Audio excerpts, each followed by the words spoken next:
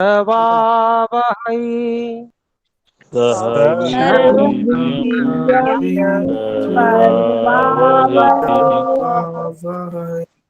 तेजस्विनावधीतमस्तु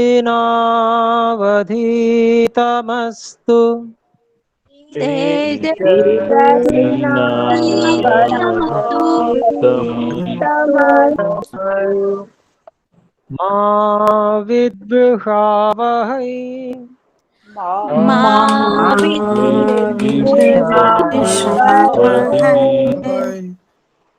ओम शांति शांति शांति।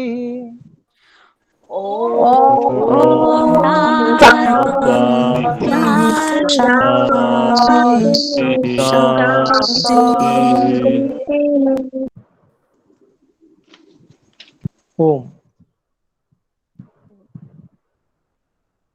वाल्मीकि रामायण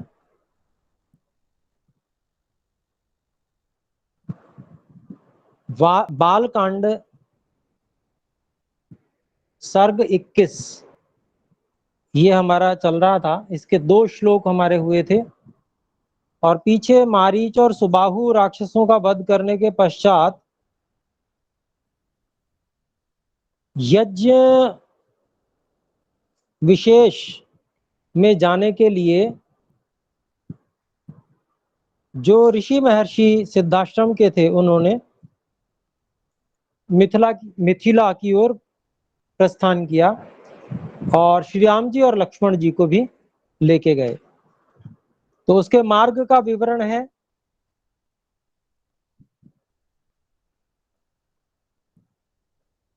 और मार्ग में बहुत सुंदर सुंदर वन इत्यादि मिले।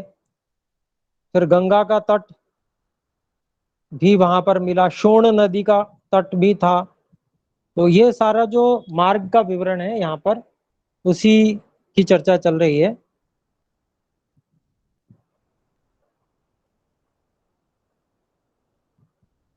तो तीसरा श्लोक हम इसमें देखते हैं। तीसरा श्लोक 21वें सर्ग का है। तच्छ्रुत्वा वचनं तस्य कृत्वा पौर्वाह्निकीं क्रियाम् पश्यन्तस्ते प्रयाता वै वनानि विविधानि च।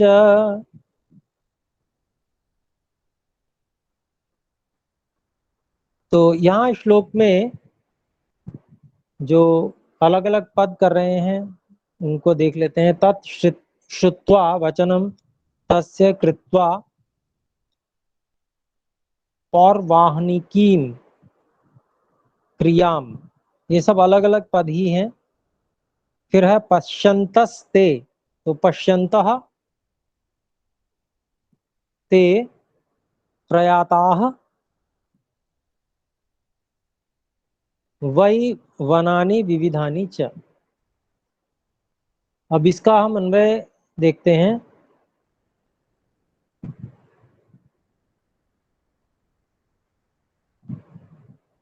तो तस्य तत् वचनं श्रुत्वा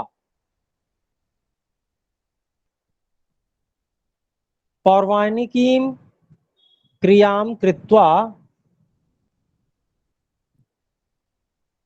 विविधानि वनानि च पश्यन्तः ते वै प्रयाताः।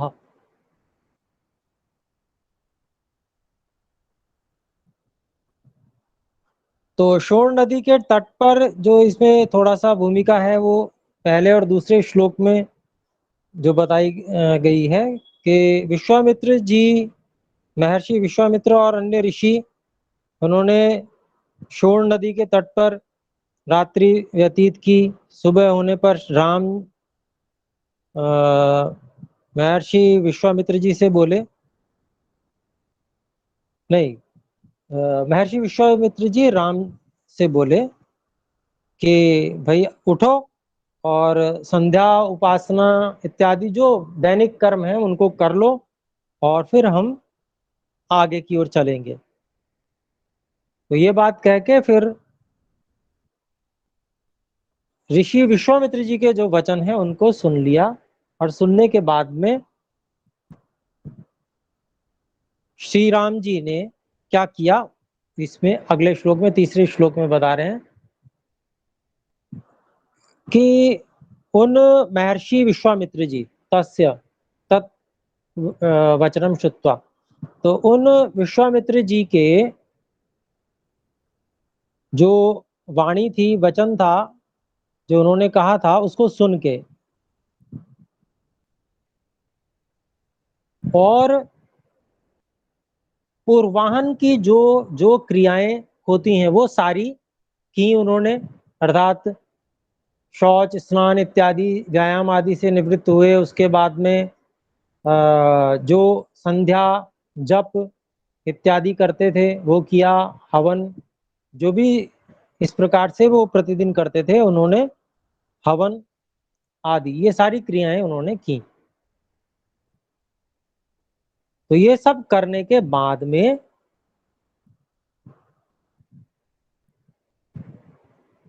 जो बहुत सारे जो वन रास्ते में पड़ रहे थे, शोर नदी के तट से और आगे मार्ग में, उन विविध वनों को देखते हुए उन्होंने वहां से प्रस्थान किया, प्रयाता। तो वो आगे बढ़ने लगे वहां से। फिर चौथे श्लोक को देख रहे हैं हम। ते गत्वा दूरमध्वानं गतेर्ध दिवसे तदा जाह्नवीं सरितां श्रेष्ठां ददृशु मुनि सेविताम्।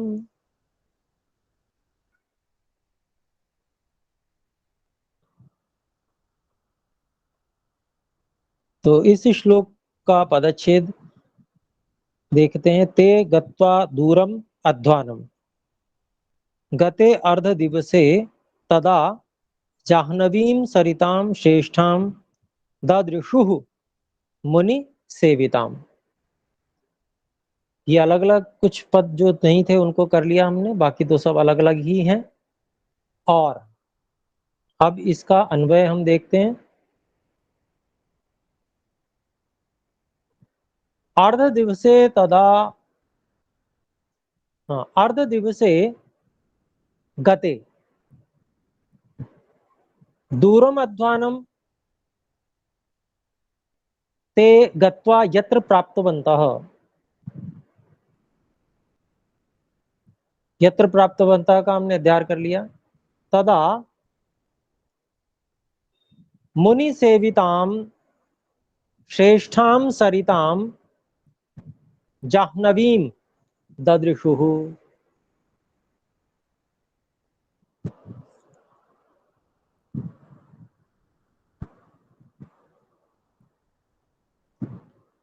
तो इसका अभिप्राय देख लेते हैं। चौथा श्लोक है ये।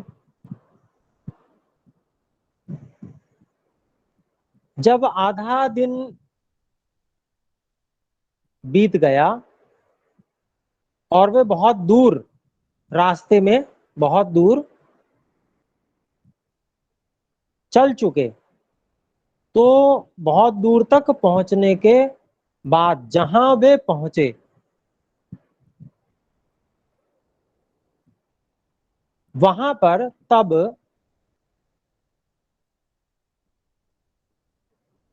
उन्होंने जो ऋषि महर्षियों और मुनियों से सेवित है, अर्थात मुनियों के द्वारा जिस गंगा नदी का सेवन किया जाता है, अर्थात उसके तट पर वे रहते हैं, साधना करते हैं, उपासना करते हैं, तप करते हैं, तो ऐसे मुनियों से सेवित जो श्रेष्ठ नदी सरिता, जिसका नाम जाह्नवी है अर्थात गंगा, उस गंगा नदी को उन सब ने देखा। चौथे श्लोक में वर्णन आया। फिर पांचवें श्लोक में देखते हैं हम। ताम दृष्ट्वा पुण्य सलिलाम हंस सारस सेविताम बभूवुर्मुनयः सर्वे मुदिताः सह राघवाः।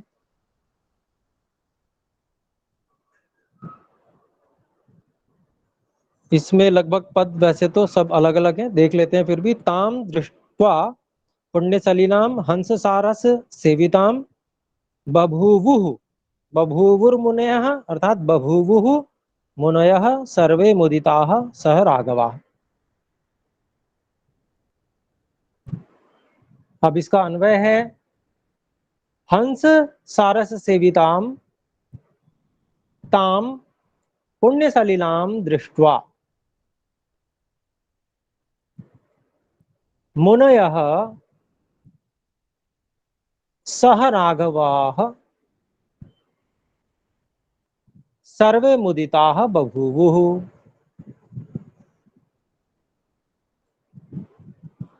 तो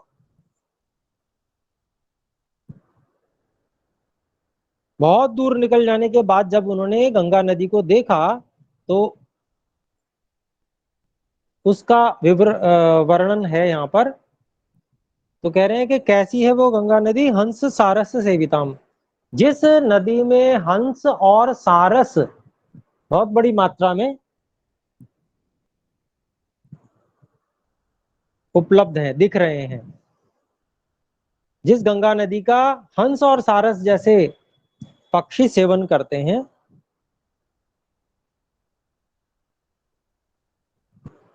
ऐसी पुण्य प्रवाह वाली पुण्य सलीलाम, जिसका प्रवाह बहुत पुण्य है, पुण्यदायी है, ऐसा कह सकते हैं। अर्थात जहां पर लोगों को पुण्य करने की प्रेरणा मिलती है, ऐसा वहां पर स्थान बन जाता है, ऐसा वातावरण बन जाता है कि लोग वहां पुण्य करते हैं, पुण्य कर्मों को करते हैं। तो ऐसी पुण्य प्रवाह वाली जो गंगा नदी है, उस गंगा नदी को देखकर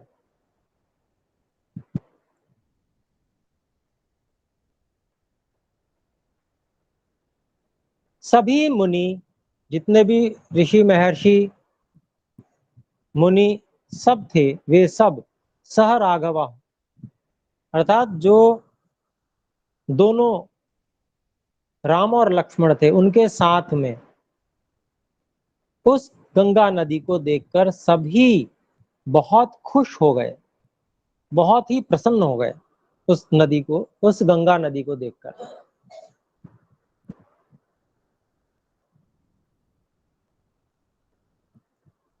नदियां देखने में सभी सुंदर और विशाल होती हैं, लेकिन गंगा नदी विशेष रूप से उसका वातावरण और उसके तट इत्यादि बहुत सुंदर हैं।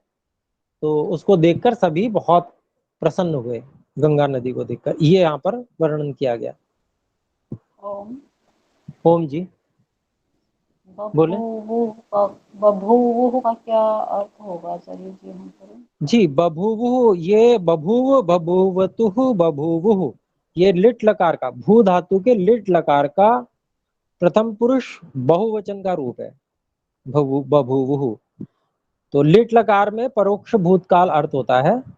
तो सब बहुत हुए, क्या हुए, प्रसन्न, मुदिताः, प्रसन्न हुए।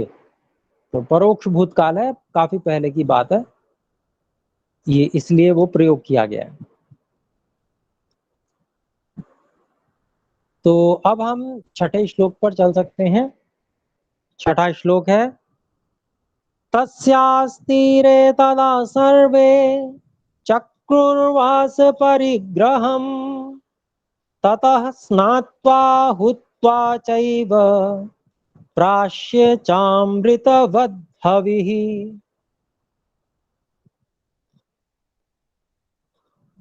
तो छठे श्लोक में इसका पदच्छेद है तस्यास तीरे, तस्याह तीरे तदा सर्वे चक्रुर्वास परिग्रहम।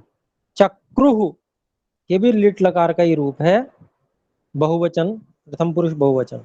चक्रुः वास परिग्रहं ततः स्नात्वा भूत्वा चैव च एव प्राश्य च अमृतवत हविः। ये इसके पदों को अलग अलग किया। अब आइए इसका अन्वय देखते हैं।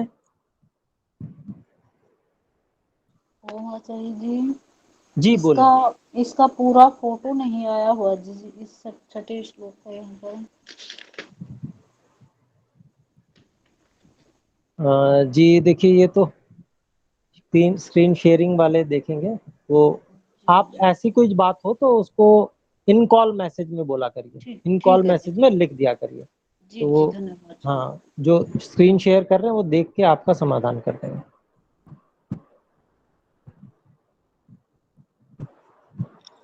तो यहाँ पर हमने इसका पदच्छेद किया। इसका अब हम अन्वय देख रहे हैं।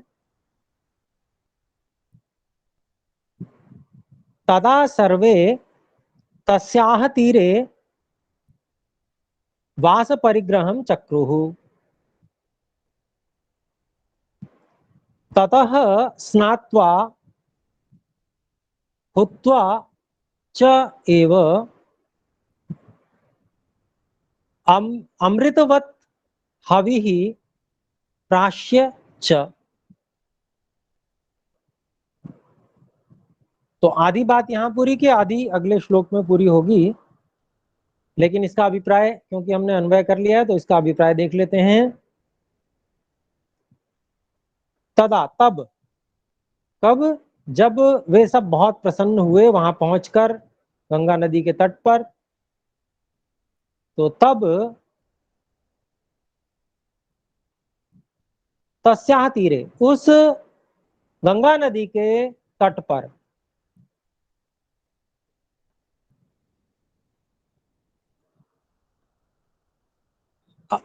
पूरे सभी मुनियों और जो भी राम और लक्ष्मण थे, सभी ने वहां पर अपना डेरा जमा लिया। वास परिग्रहम चक्रु, वहां पर अपनी सभी चीजों को इकट्ठा किया और वहां पर उस रात्रि विश्राम के लिए वो रुक गए। वास, चक्रु, वास किया, ऐसा अर्थ करेंगे उन सब ने। और फिर आगे कहते हैं ततः स्नात्वा, वहां से गंगा नदी के जो उत्तम, बहुत सर्वोत्तम जल है, उसमें नहाकर, हुत्वा चैव, और सायंकालीन जो हवन करते हैं वो हवन करके, और हवन करके जो अमृत के समान जो यज्ञ शेष होता है। पहले यज्ञ में कोई भी जो चीज बनाई जाती है उसका हवन किया जाता है। पहले उसको हवन में सबके उपकार के लिए वहां पर आहुति दी जाती है, और उसके बाद में वो जो शेष बचता है वो यज्ञ शेष हो जाता है। तो वह जो यज्ञ शेष हो जाता है वो अमृत के समान, अमृत के तुल्य होता है। उसी को अमृतवत हवि ही, तो उसको खाकर प्राश्य, सभी उसको खाकर, अमृतवत जो हवि यज्ञ शेष है उसको खाकर। तो यहां पर देखें कि एक जो उत्तम परंपरा ऋषि महर्षियों की भी, और उस समय सभी लोगों की ये परंपरा थी कि वो पहले यज्ञ करते थे, उसके बाद में भोजन करते थे। अर्थात यज्ञ का बचा हुआ, यज्ञ शेष, वही खाते थे हमेशा। तो वो अमृत के समान गुणकारी होता है, ये यहाँ पर बताया गया है। फिर अगला श्लोक है 7वां। विविशुर्जाह्नवी तीरे शुचौ मुदितमानसाः विश्वामित्रं महात्मानं परिवार्यं समन्ततः।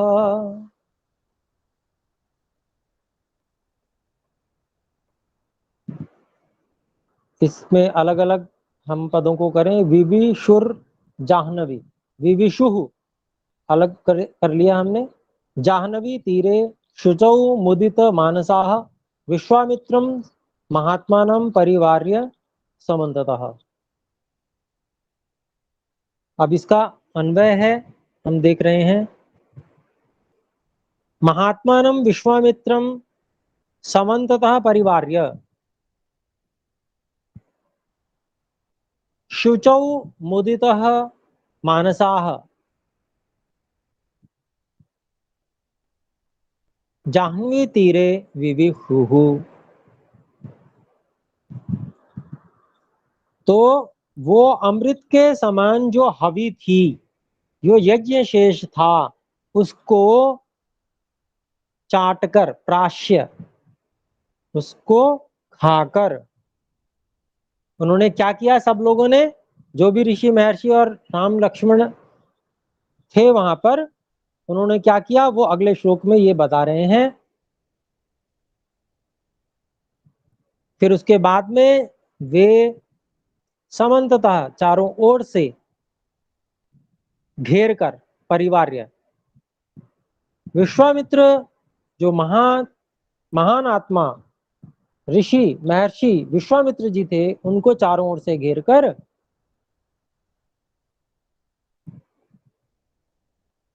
साफ सुथरे शुद्ध मन से और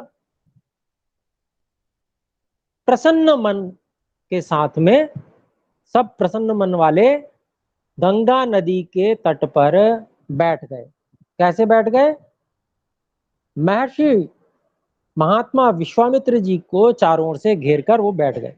तो इसी तरह की परंपरा होती थी पहले, कि सब कार्यों से निवृत्त होकर और उपदेश ग्रहण करने के लिए जो ऋषि महर्षि होते थे, उनके सब लोग निकट जाकर नमन करके उनके पास बैठ जाते थे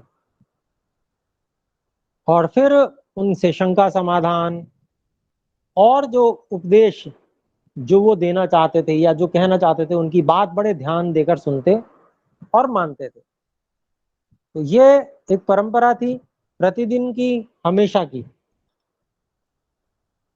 फिर आगे अगला श्लोक हम देखते हैं, 8वां श्लोक है।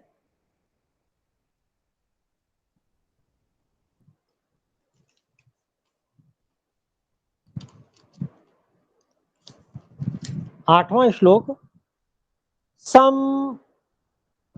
संप्रहृष्टमना रामो विश्वामित्रमथाब्रवीत् भगवन् श्रोतुमिच्छामि गंगां त्रिपथगां नदीम्।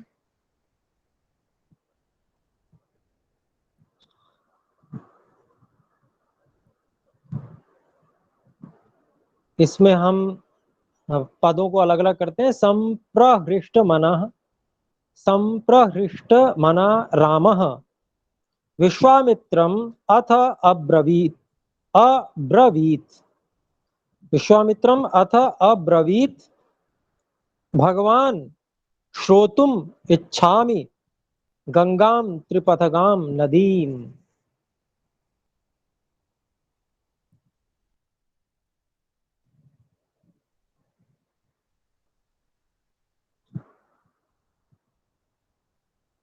तो यहां पर इसका अन्वय है,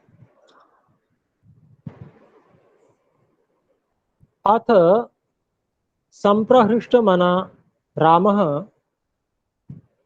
विश्वामित्रम अब्रवीत भगवन्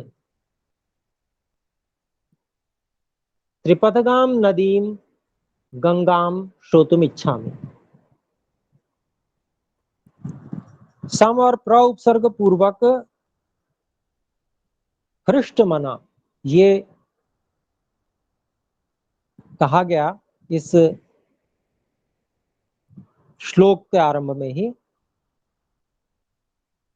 तो सम और प्र दोनों ही उत्कर्ष अर्थ में प्रयोग होते हैं, बहुत अच्छी प्रकार से, बहुत उत्कृष्ट ढंग से, जो प्रसन्न मन वाले हैं, ऐसा विशेषण लगाया गया है। तो और ऐसे बहुत ही उत्कृष्ट ढंग से, बहुत ही अच्छे तरीके से जो प्रसन्न है, ऐसे मन वाले जो श्री राम जी हैं, रामः, उन्होंने विश्वामित्रम, महर्षि विश्वामित्र जी से अब्रवीत कहा। क्या कहा? अगली पंक्ति में है कि हे भगवान, मैं जो त्रिपथ, तीन भागों में विभक्त होकर चलने वाली जो नदी है, ऐसी गंगा नदी के बारे में सुनना चाहता हूं।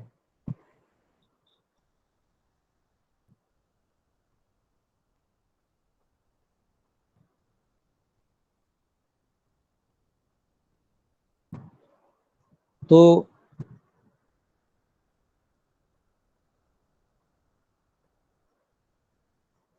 जो संगम है वहां पर वो तीन नदियों का है, जिसको गंगा, यमुना और सरस्वती ऐसा कहा जाता है। इस समय सरस्वती नदी वहां से लुप्त है, गंगा और यमुना का ही संगम कहा जाता है, इसीलिए उस नदी, उसको गंगा को त्रिपथगा भी कह दिया जाता है।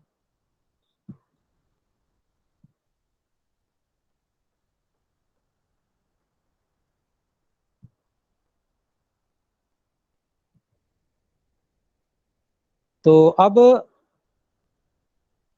अगले श्लोक पर हम चलते हैं, जो इस सर्ग का अंतिम श्लोक है, 21वें सर्ग का 9वां श्लोक।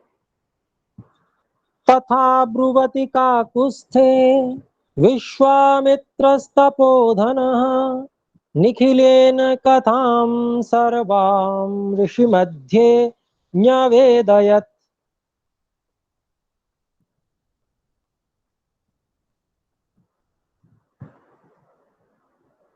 तो इसका पदच्छेद, तथा ब्रुवति काकुत्स्थे विश्वामित्रः तपोधनः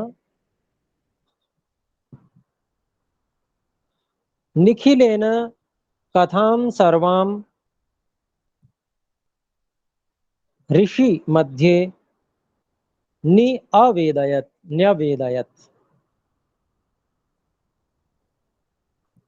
लंग लकार का यह रूप है, प्रथम पुरुष एक वचन।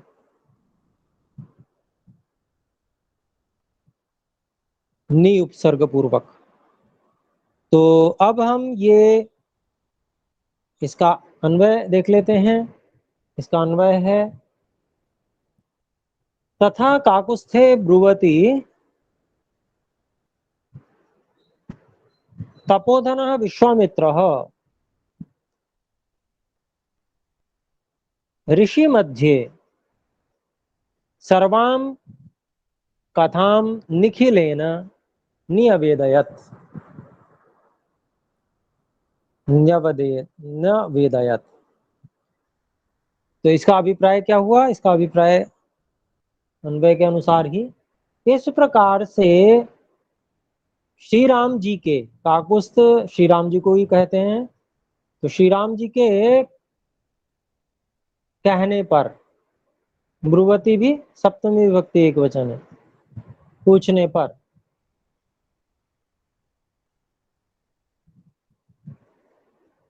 तप रूपी धन से जो धनी है, ऐसे तपोधन जो महर्षि विश्वामित्र जी हैं, उन्होंने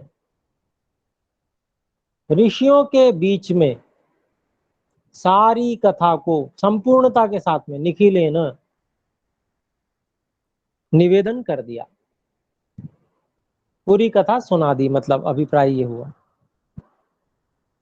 तो गंगा नदी के विषय में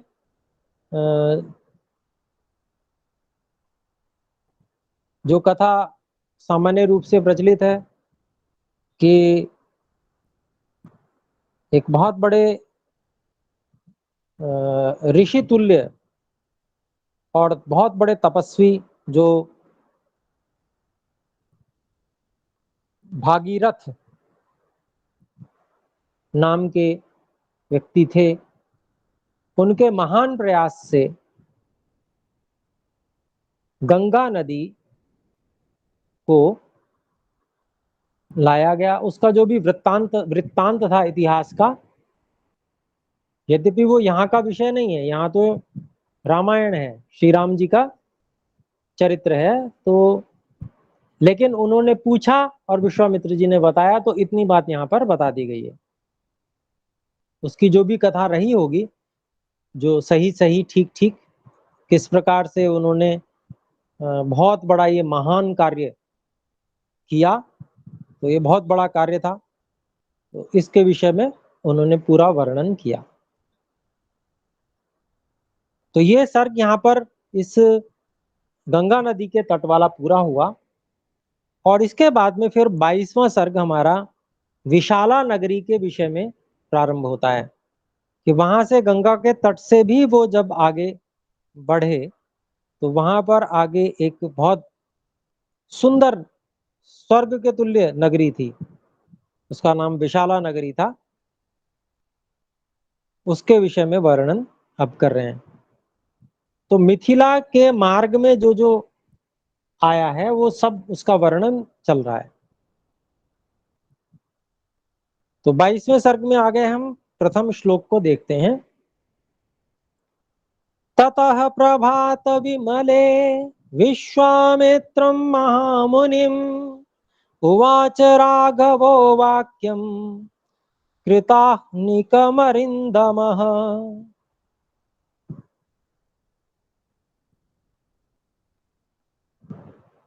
ततः प्रभात विमले विश्वामित्रं महामुनिम् उवाच राघवः वाक्यम् कृत आहनिकम अरिंदमः। ये अलग अलग हमने पदों को रख लिया, और इसका अब हम अन्वय देखते हैं कि ततः प्रभात विमले अरिंदमः राघवः कृत आहनिकम महामुनिम विश्वामित्रम वाक्यम उवाच। उवाच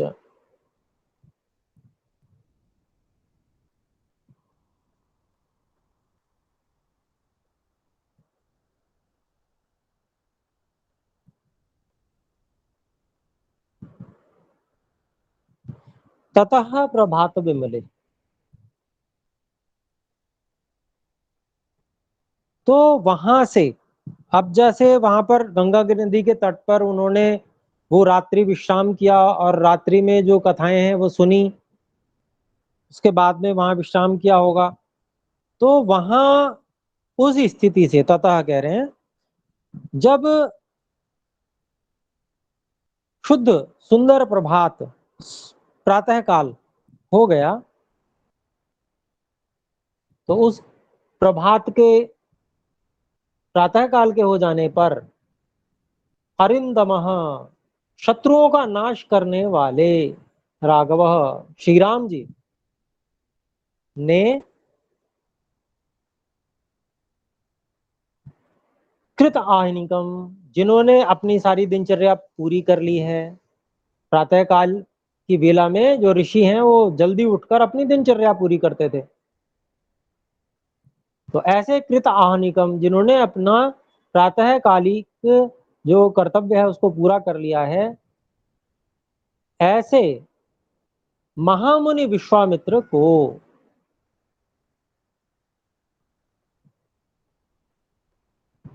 वाक्यम उवाच, यह बात कही। क्या बात कही वो अगले श्लोक में है।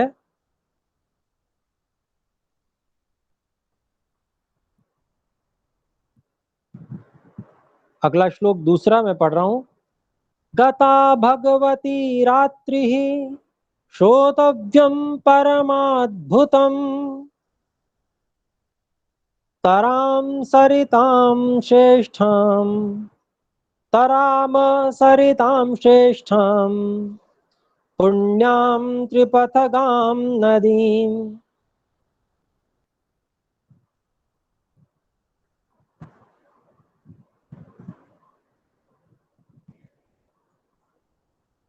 इसमें लगभग लगभग सभी पद अलग हैं। गता भगवती रात्रि श्रोतव्यम परम अद्भुतम तराम सरितां श्रेष्ठां पुण्यां त्रिपदगां नदीम। तो आइए इसका अन्वय करते हैं। भगवती रात्रि ही परम अद्भुतम श्रोतव्यम कथाम श्रुत्वा गता। इसमें थोड़ा सा अध्ययन किया है, कथाम श्रुत्वा गता, प्रथाम और श्रुत्वा का यह अध्ययन किया है।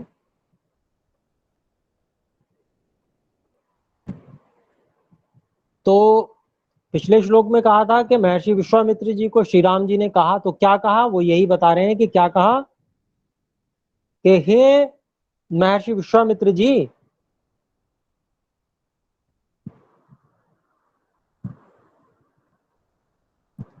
ये जो सौभाग्य पूर्ण रात्रि है वह तो परम अद्भुत सुनने योग्य, श्रोतव्यम सुनने योग्य कथा को सुनकर गता बीत गई। तो हे महामुनि विश्वामित्र जी, जो ये पुण्यशालिनी सौभाग्यशालिनी जो रात्रि है यह तो परम अद्भुत, बहुत ही अद्भुत जो सुनने योग्य कथा है उसको सुनकर बीत गई, गता। फिर आगे है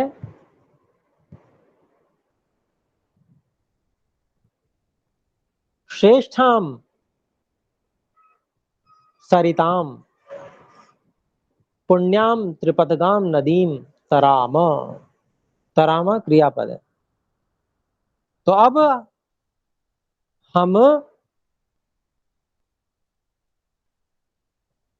इस श्रेष्ठ नदी जो कि पुण्य त्रिपथगा है अर्थात गंगा नदी है, इस नदी को हम लोग पार करें, तैरें।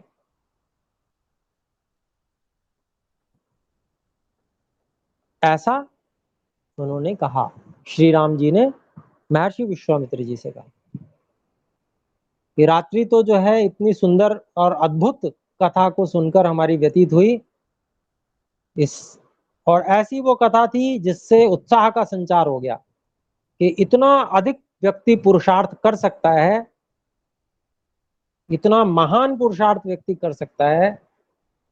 तो उस पुरुषार्थ की महान कथा को, जो अद्भुत कथा थी, उस अद्भुत कथा को उन्होंने सुना था, उसी का वर्णन यहाँ किया कि भाई वो सुनने योग्य ऐसी जो महान कथा है, ऐसी जो परम अद्भुत कथा है, उसको सुनने में रात्रि बीत गई। तो अब हमको ये जो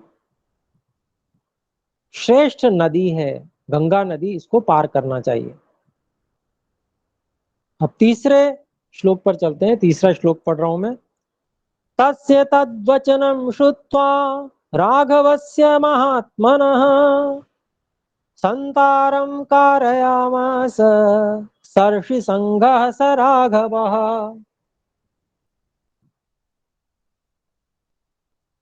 तीसरा श्लोक है ये 22वें सर्ग का।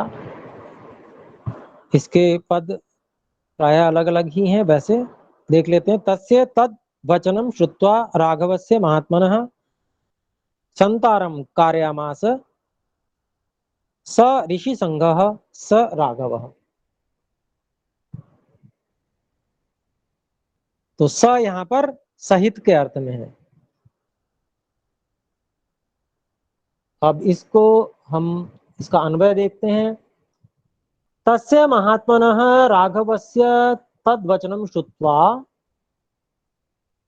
स ऋषि संघः स राघवः महर्षि विश्वामित्रः संतारम कारयामास कारयामास। तो क्या अभिप्राय हुआ? उस महान आत्मा श्री राम जी के उस वचन को सुनकर ऋषियों के संपूर्ण संघ सहित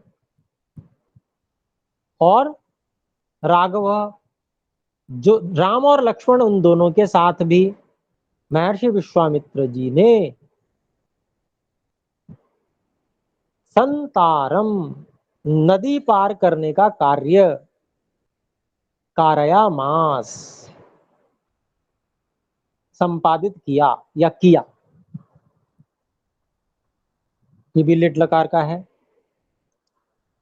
तो ये जो कार्य था नदी को पार करने का, ये कार्य महर्षि विश्वामित्र जी ने पूरे ऋषियों के संघ के साथ में और राम और लक्ष्मण के साथ में इस कार्य को उन्होंने पूरा किया। तो मतलब वो नदी, गंगा नदी के पार पहुंच गए। चौथे श्लोक में चल रहे हैं। चौथा श्लोक है,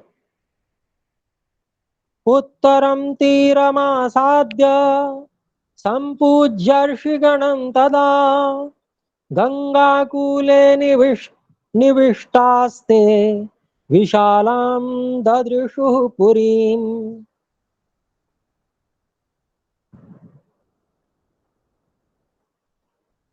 पदच्छेद, उत्तरम तीरम आसाद्य संपूज्य ऋषिगणं तदा गंगाकूले निविष्टाः ते विशालां ददृशुः पुरीम्।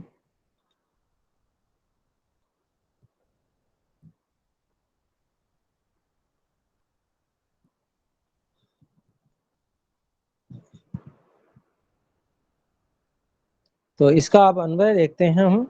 चौथा श्लोक, उत्तरम तीरम आसाद्य ऋषिगणम संपूज्य तदा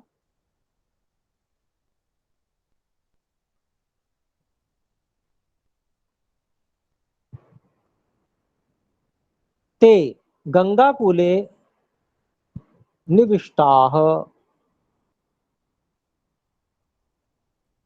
विशालां ददृशुः, विशालां पुरीं ददृशुः। ये हमारा अन्वय हुआ। अब इसका अभिप्राय देखते हैं। उस गंगा नदी के उत्तर तट यानी कि दूसरी ओर का जो तट था उस पर आसाद्य पहुंचकर और जो ऋषिगण थे उनकी अच्छी प्रकार से उनका पूजन करके तब वे गंगा कूले निविष्टाः, उस गंगा नदी को पार करके उस गंगा नदी के तट पर वो बैठ गए।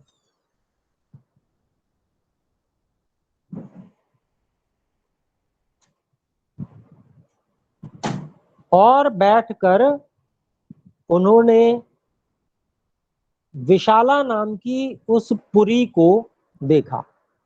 विशाला नाम की जो पुरी थी वो वहां से स्पष्ट रूप से गंगा के उत्तर तट से स्पष्ट रूप से दिखती थी।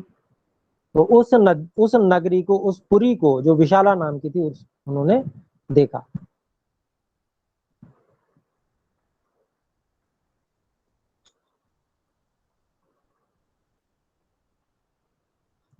तो पांचवा श्लोक देखते हैं अब हम। पांचवा श्लोक है, ततो मुनिवरस्तूर्णं जगाम सह राघवः विशालां नगरीं रम्यां दिव्यां सर्गोपमां तदा।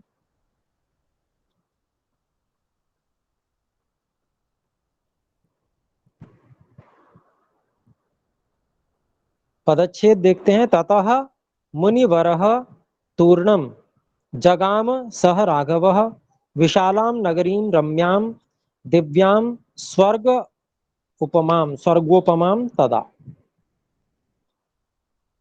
और इसका अन्वय यह है, ततः मुनिवरः सह राघवः तूर्णम जगाम,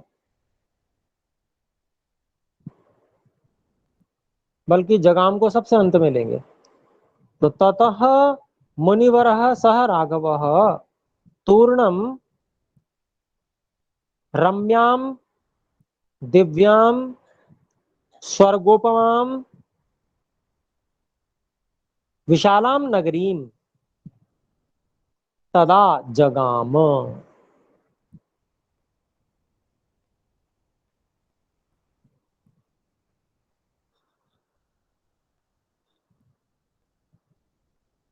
तो वहां से ततः जो वहां बैठे थे उन्होंने देखा विशाला नाम की नगरी को। तो वहां से जो मुनिवर महर्षि विश्वामित्र जी थे वे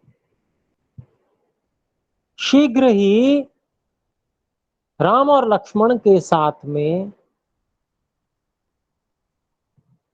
जो बहुत रमणीय थी, बहुत ही सुंदर दिखने वाली थी, दिव्य थी, बहुत ही जो दिखने में दिव्य लग रही थी, ऐसी स्वर्गोपमा, जिसकी उपमा स्वर्ग से की जा सकती है, यानी कि स्वर्ग के समान दिखने वाली ऐसी इतनी सुंदर विशाला नगरी को तब वे जगाम गए। तो उस नगरी में चले गए वे। अब छठे श्लोक में चलते हैं। छठा श्लोक में बोल रहा हूं। अथ रामो महाप्राज्यो विश्वामित्रं महामुनिम् पप्रच्छ प्राञ्जलिर्भूत्वा विशालामुत्तमां पुरीम्। इसका पदच्छेद देखते हैं। अथ रामः महाप्राज्यः विश्वामित्रं महामुनिम् पप्रच्छ प्राञ्जलिः भूत्वा विशालाम उत्तमाम पुरीम। तो ये इसका हम देखते हैं, अन्वय देखते हैं। अथ महाप्राज्यः रामः प्राञ्जलिः भूत्वा विश्वामित्रं महामुनिं विशालाम उत्तमाम पुरीम पप्रच्छ।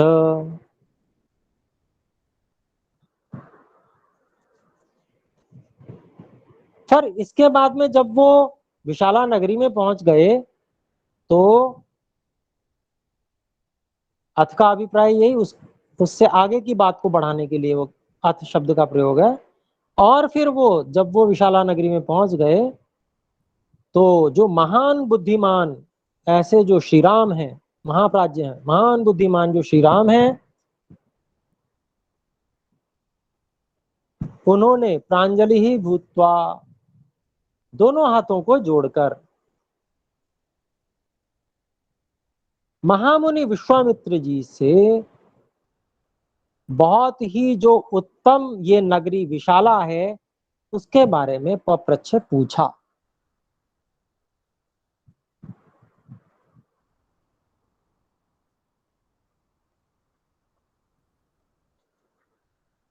तो सातवें श्लोक पर हम आ जाते हैं। सातवां श्लोक है।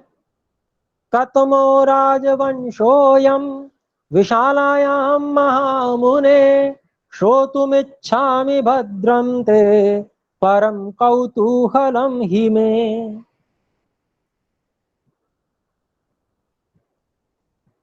तो ये सातवां श्लोक है। इसका हम पदच्छेद देखते हैं। कतमः राजवंशः अयं विशालायां महामुने श्रोतुम इच्छामि भद्रम ते परम कौतूहलम ही मे।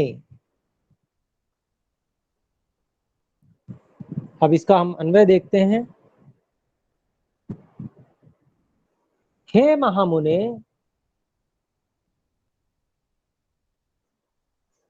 भद्रम ते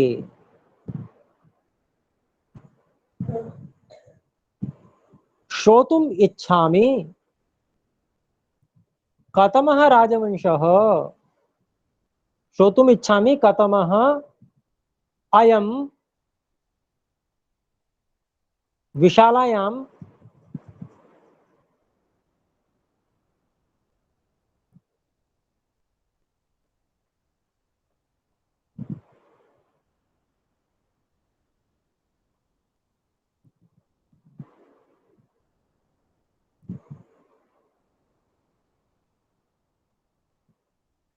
राजवंशः। फिर से करता हूं, महामुने, हे महामुने, भद्रम ते श्रोतुम इच्छामि विशालायाम अयम कतमः राजवंशः।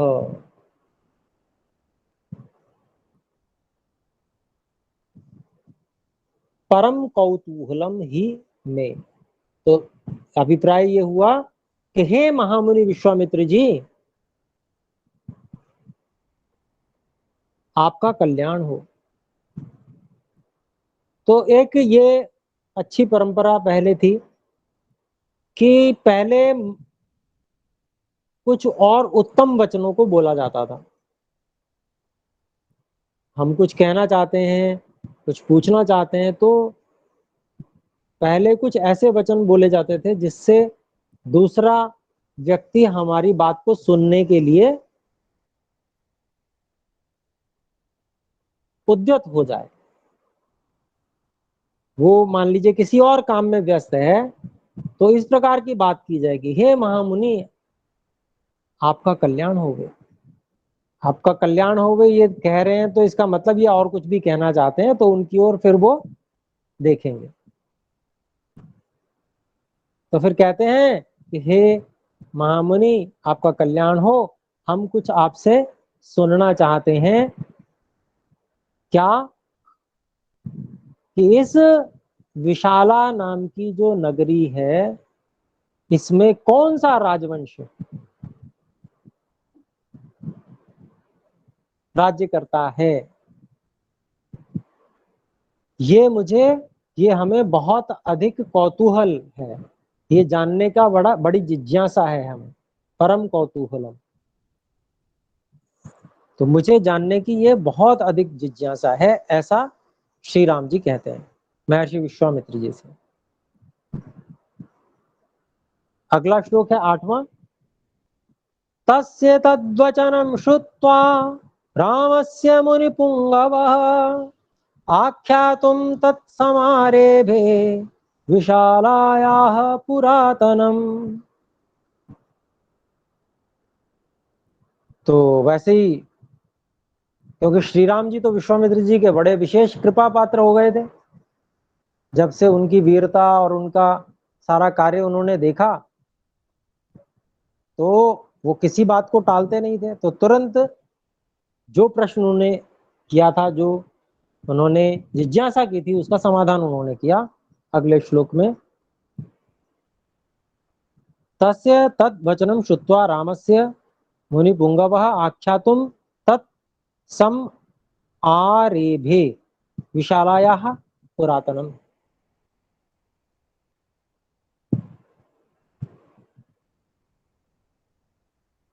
इसका अन्वय है मुनिपुंगवः तस्य रामस्य तद वचनम श्रुत्वा विशालायाः पुरातनम तत् आख्यातुं समारेभे।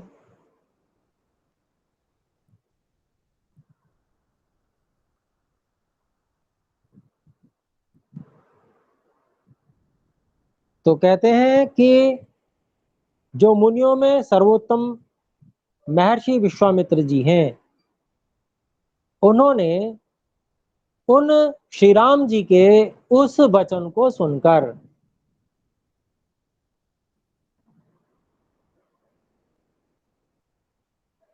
जो उस विशाला नगरी के पुराने इतिहास को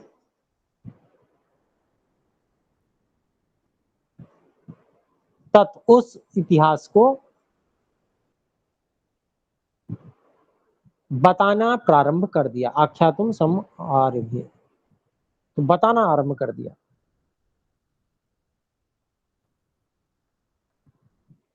तो विशाला के इतिहास को बताना आरंभ कर दिया उन्होंने इस श्लोक में, 8वें श्लोक में। 9वें श्लोक में चलते हैं। 9वां श्लोक है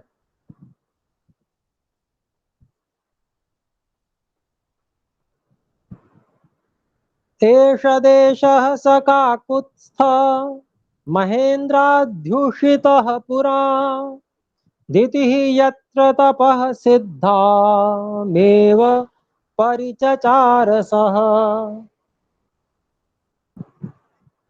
पदच्छेद है एष देशः स काकुत्स्थ महेन्द्र अध्युषितः पुरा दितिः यत्र तपः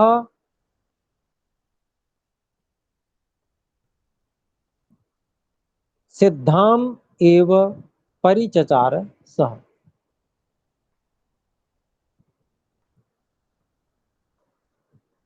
इसका अन्वय है काकुत्स्थ, हे काकुत्स्थ, एषः देशः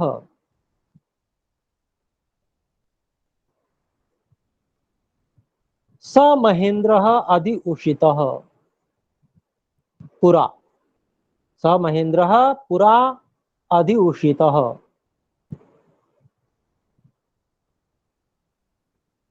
सः यत्र तपः सिद्धाम दितिम एव परिचचार।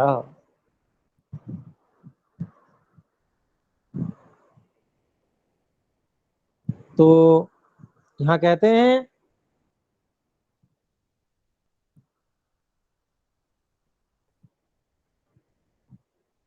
हे श्री राम, श्री राम को विश्वामित्र जी महर्षि कह रहे हैं कि हे श्री राम, काकुत्स्थ कहा है उनको, हे श्री राम,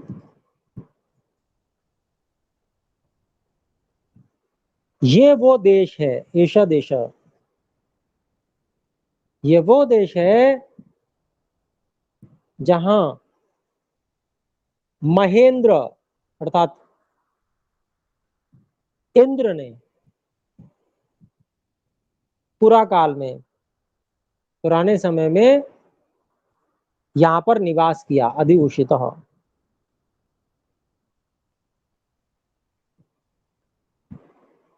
फिर इसके बाद में सह, वहां निवास करके उन्होंने क्या किया तो उसके बारे में बताया। उस इंद्र ने वहां पर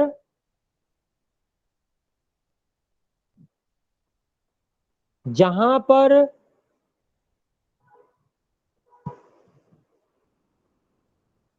तप से सिद्ध जो दिति थी उनकी ही यहां पर सेवा की। तो तप से सिद्ध जो दिति थी उनकी यहां पर रहकर सेवा उन्होंने की थी इंद्र ने। तो इस प्रकार से वहां का वर्णन उन्हें पूरा किया, जो कथा थी वो सब बताई उनको।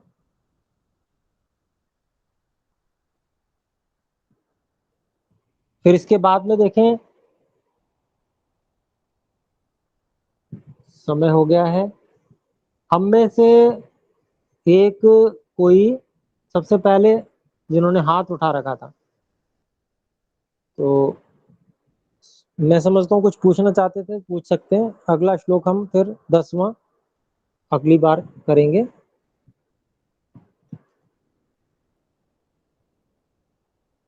समय हो चुका है।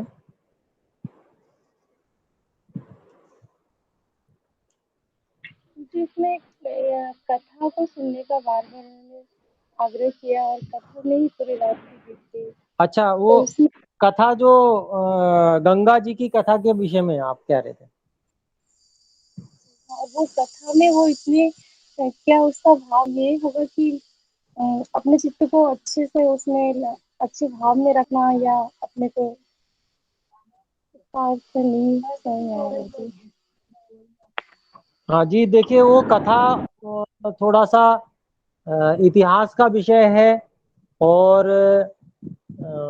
जो इससे पहले का इतिहास है वो पूरा बहुत ठीक ठीक हमें उपलब्ध नहीं भी हो पाता है, क्योंकि हमारा जो यहाँ पर पुस्तकालयों को जला दिया गया तो बहुत सारा इतिहास हमारा नष्ट हो गया। तो बिल्कुल ठीक ठीक इतिहास तो नहीं है, लेकिन थोड़ा सा जो सुनी हुई थोड़ी सी कथाएं हैं उनके आधार पर केवल ये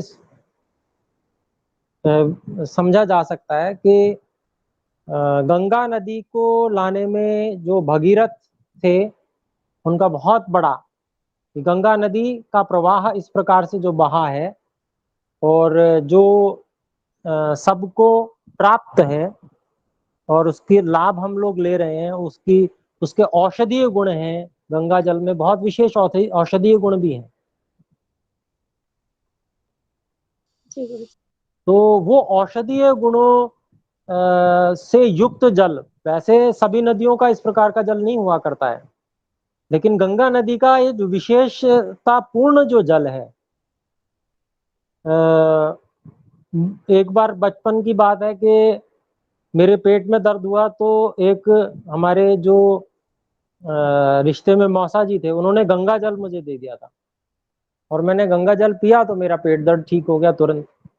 तो इसका मतलब वो अनुभव की बात आई कि इसका अभिप्राय यही हुआ कि कुछ ना कुछ औषधीय गुण है। सामान्य रूप से जल पीने से तो पेट दर्द ठीक नहीं होता, कुछ ना कुछ औषधीय गुण उसमें है। और जी ऐसा भी कहा जाता है कि उससे वो खराब भी नहीं होता है बहुत समय तक रखा हुआ।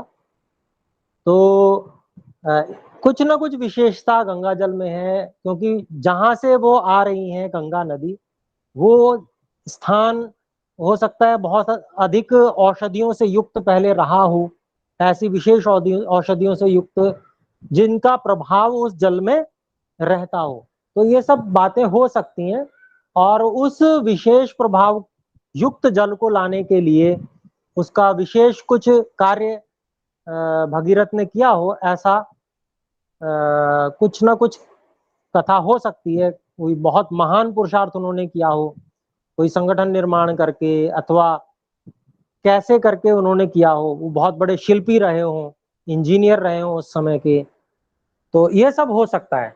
तो देखिए, इसमें तो कोई संशय वाली बात नहीं है कि हमारी जो वैदिक संस्कृति थी वो बहुत ही अधिक समृद्ध थी, बहुत अधिक साधन संपन्न भी थी, बहुत ही उत्कृष्ट साधनों से युक्त भी थी।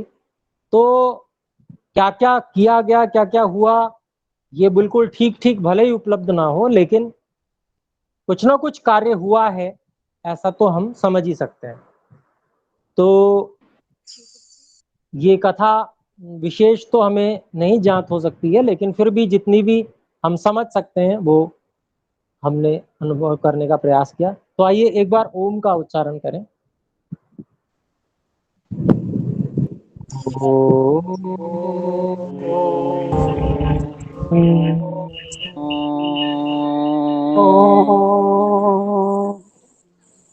सभी को